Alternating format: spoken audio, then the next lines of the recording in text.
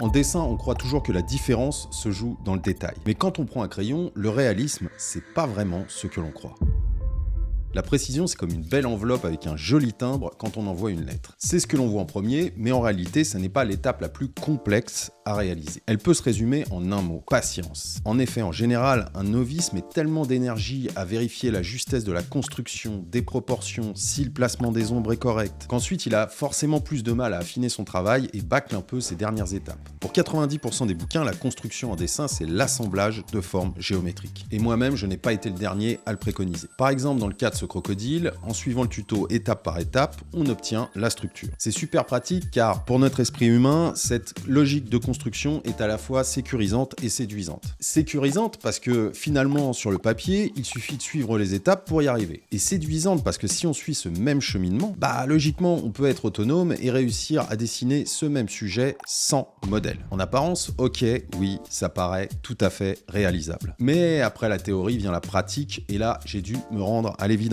Pour la grande majorité des gens, c'est peut-être votre cas, ce système ne marche simplement pas. Pourtant c'est vrai, on peut pas faire plus logique. Alors on pourrait se dire justement que si ça marche pas avec un schéma à suivre aussi précis, c'est qu'il y a forcément un moment dans notre exécution où notre esprit a dévié de cette logique de fabrication. J'ai un début de réponse assez simple à cette question. En général, on dessine sans comprendre. Et si en apparence la schématisation est censée nous aider à mieux comprendre les choses, elle nous transmet aussi un gros blocage. Si la plupart des dessinateurs sont capables de suivre cette logique d'assemblage sur un modèle précis, vous avez peut-être testé l'étape 2. Quand ils doivent utiliser les mêmes formes pour dessiner le même modèle sous un autre angle, ils sont juste totalement paumés. Et peut-être que comme moi, ça vous rappelle des trucs. La différence est là. Apprendre un morceau par cœur au piano ne signifie pas que vous connaissez vos gammes et pouvez jouer n'importe quel morceau. Cela nécessite de savoir assembler ces formes différemment sans recourir spécialement à une aide, avoir un guide sous le nez et suivre un découpage en étapes. Parce que quand votre point de vue change, l'angle de perspective aussi, et quand elles sont projetées différemment dans l'espace, forcément ces formes ne sont plus les mêmes. Donc cette schématisation pour dessiner des structures rigides comme un pot de fleurs ou une maison par exemple, ça passe. Mais s'il s'agit d'un animal ou d'un humain, c'est une forme anatomique bien plus complexe à analyser. Et c'est là que pour nous, ça se transforme en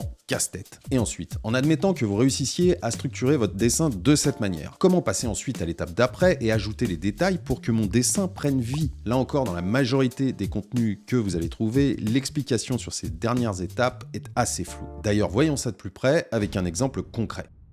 Dessiner un chien. Si vous allez sur YouTube, ce ne sont pas les vidéos sur le sujet qui manquent. Et parmi cette avalanche de contenu, il y a deux catégories importantes à dissocier. Des vidéos qui s'intitulent « Comment dessiner un chien » mais qui en réalité vous montrent spécifiquement comment dessiner ce modèle de chien. Ce type de contenu en général vous montre une démo commentée à partir d'un exemple précis. Même s'ils sont souvent très encourageants et bien conçus, ils vous donnent rarement des clés pour aller plus loin. Puis il y a une seconde catégorie, beaucoup plus rare. Pour simplifier, appelons-la les cours. Dans un cours bien construit, la pédagogie est plus complète et l'objectif final est que vous soyez capable de dessiner pas ce chien, mais n'importe quel chien dans n'importe quelle posture. Vous l'avez compris, en général, cette seconde catégorie est donc beaucoup plus exigeante. D'abord, d'un point de vue pédagogique pour le formateur, elle est plus longue à réaliser et elle demande aussi de l'autre côté plus d'investissement pour l'élève. Tous ces éléments font que c'est beaucoup plus rare à trouver gratuitement. Bref, tout ça pour dire, si vous voulez être capable de dessiner n'importe quel chien, la grande différence, elle est là. Avez-vous les connaissances suffisantes pour être capable d'analyser et comprendre ce que vous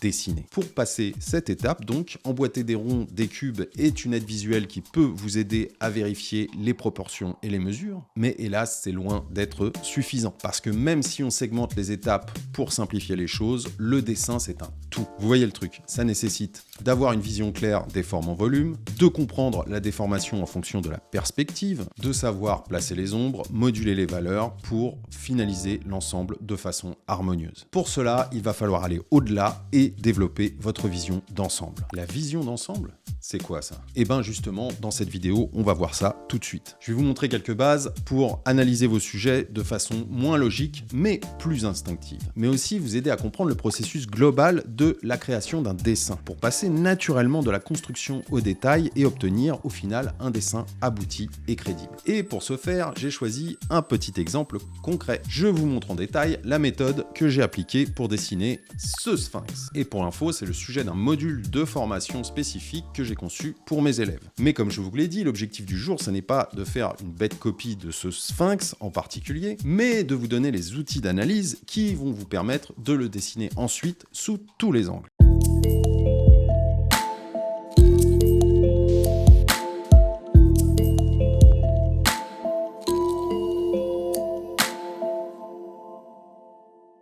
Pour construire mon sphinx, j'aurais pu faire comme la plupart des manuels nous le montrent, utiliser la perspective et faire une projection en traçant des lignes de fuite à partir d'un point de fuite. Mais ici, le point sort largement de la feuille, donc j'aurais pu aussi construire une boîte, qui est préconisée en général, qui va nous servir de repère pour ensuite construire le sujet dans un deuxième temps à l'intérieur. Pour un débutant, ce système est valable quand vous bossez d'après photo et que vous tracez directement ces repères dessus.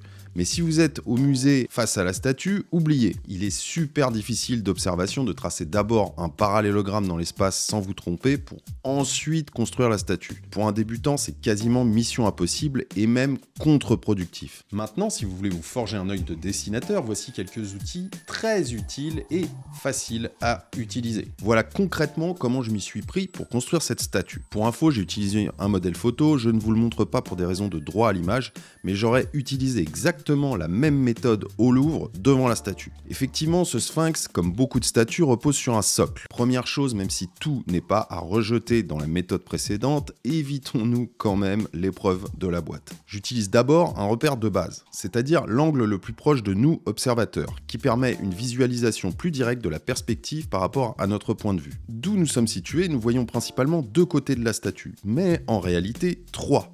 Le côté droit, l'avant et aussi nous sommes en légère plongée, donc très légèrement le dessus. Mais pour l'instant ça se résume à une verticale qui sépare le socle en deux et les deux droites sur un plan horizontal qui matérialise la base visible et les deux côtés du socle. Donc c'est très important, prenez le temps qu'il faut pour évaluer et tracer correctement ces lignes de base. Ensuite, commençons à construire la statue. Découper la structure en forme géométrique ici peut dégrossir le boulot, mais comme on l'a vu, pas facile de visualiser les volumes à partir de ces formes planes ensuite. Donc essayons de simplifier encore plus la méthode. Pour éviter les disproportions, je commence par séparer la statue en deux parties, avant, arrière. La zone de transition entre les deux parties est intéressante puisqu'elle est située à l'intersection de trois lignes très importantes, l'arrière de la tête, le départ du dos et du reste du corps dans la perspective et aussi au niveau de l'épaule du sphinx. Je commence par tracer l'arrondi de la tête, peu importe si la courbe n'est pas exacte dans la hauteur, j'ai le temps de la reprendre ensuite, et je trace l'arrière du corps jusqu'à la fin de la statue, au plan le plus lointain. Pour ça, pas de souci, ça correspond à la longueur du premier repère que j'ai tracé. À l'étape suivante, je commence à construire la zone la plus importante du sujet, la partie avant. Et pour ça, je repars du même point d'intersection pour faire partir l'une des deux pattes repliées au premier plan. Pour bien faire le job, je vais pouvoir utiliser évidemment les lignes de base que j'ai tracées au début, car vous voyez ici, d'un côté comme de l'autre, ces repères vont grandement vous aider. Faites bien attention à l'angle au niveau de l'articulation qui ici n'est pas tout à fait droit. Et petite mise en garde à ce sujet. Attention, on a tendance à vouloir simplifier systématiquement ce que nous avons sous les yeux. Et pas mal de nos erreurs en dessin sont dues à ça. Donc pour poursuivre correctement la construction d'un bout à l'autre, deux choses comptent plus que tout. Premièrement, la justesse des angles, qu'ils se situent à l'intérieur ou à l'extérieur du sujet. Deuxièmement, la justesse des espaces et des distances. Donc, posez-vous ces deux questions systématiquement tout au long de votre réalisation. Mais ça n'est pas tout. Arrêtons-nous maintenant sur une étape importante. Je veux bien sûr parler de la partie avant. Une zone qu'en tant que spectateur, on va observer plus que toutes les autres, et dans celle-ci, on va encore plus clairement cibler le visage. Cette partie devra donc être particulièrement soignée. Pour ça, il faut évidemment tenir compte de la perspective, mais aussi de l'aspect curviligne de la structure du visage humain. Remarque importante et erreur que font quasiment tous les débutants, je n'attends jamais d'avoir terminé la structure pour placer les zones d'ombre, puisqu'en dessin, il s'agit d'un espace et d'une forme comme une autre à identifier et délimiter. Donc, vous placez grossièrement les zones en les grisant pour établir un premier niveau de valeur, et vous affinerez ensuite progressivement la forme et le contraste. Et ensuite, quoi d'autre ? Ensuite, il y a la suite, les fameux détails. Les détails, c'est comme tout. Plus il y en a, plus ça paraît complexe. Mais il ne faut pas confondre complexité et temps passé. Parce que oui, ça prend du temps. Mais si les gens n'atteignent pas ce type de résultat avec une construction correcte, c'est souvent par manque de patience. Car à ce stade, vous avez fait le plus gros. La construction, le placement des éléments du visage et de l'ombre reste à affiner le contraste en travaillant les valeurs intermédiaires entre les parties les plus lumineuses et les plus sombres. Pour faire ce dessin, je n'ai utilisé que 3 crayons et 95% du temps. Pas besoin de sortir le coffret de 12 crayons que le Père Noël vous a apporté, vous risquez de vous perdre plus qu'autre chose. Mais il vous reste quand même un dernier choix à faire. L'effet que vous voulez donner à votre dessin. La texture, c'est vraiment l'élément que j'ai voulu bosser pour donner du caractère à mon dessin, qu'il ressorte et ne ressemble pas aux 100 000 sphinx qui ont probablement déjà été dessinés. Et pour ça, il est important de savoir adapter le traitement graphique au crayon. Hachure, estompage, pointillisme. Et pour ça, la méthode, c'est qu'il n'en existe pas vraiment. Un truc que je vous conseille, c'est quand même l'échantillon, c'est-à-dire travailler une zone et une fois que ça vous plaît au niveau du rendu, eh bien, vous déclinez. C'est ce que j'ai fait ici, j'ai donc commencé à travailler le socle, une zone située en dehors du point focal le plus important, comme on l'a vu, le visage. J'ai donc fait mes essais sur le socle et j'ai majoritairement utilisé l'effet pointilliste pour obtenir un grain et un effet pierre satisfaisant. Ici, j'ai bossé par couches successives en variant les formes, les valeurs et en appuyant plus ou moins les coups de crayon. Dernier point à ne jamais négliger, le fond. J'ai créé un aplat léger et irrégulier et j'ai simulé très légèrement l'effet pierre en créant quelques fissures avec la pointe du crayon. Je n'ai surtout pas utilisé la même technique pointilliste pour faire le fond, ça aurait totalement surchargé l'image. Inutile donc d'y apporter le même niveau de précision car il sert juste à mettre en valeur le sujet et à donner à votre dessin un aspect global abouti.